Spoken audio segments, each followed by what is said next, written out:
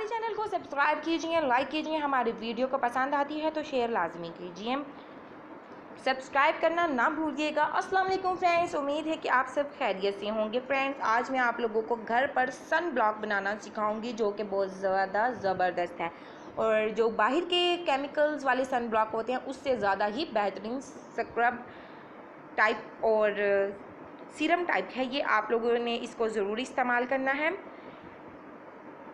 और आप लोग इसे बनाकर देर तक भी इस्तेमाल कर सकते हैं।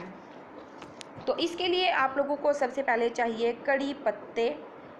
आप लोगों ने केवड़ा वाटर में भिगोकर रख देने हैं।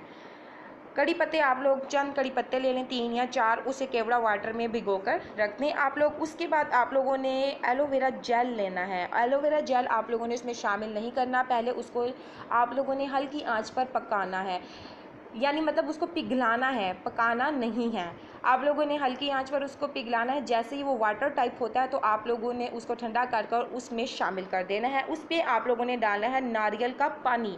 नारियल का पानी आप लोगों ने डाल लेना है। उसके बाद आधा कप आप लोग नारियल का पानी डाल सकते हैं। उसके बाद आप लोगों ने लेनी है जड़ी बूटी वर्स जड़ी बूटी। ये 3 चुटकी आप लोगों ने इसमें शामिल कर देनी है।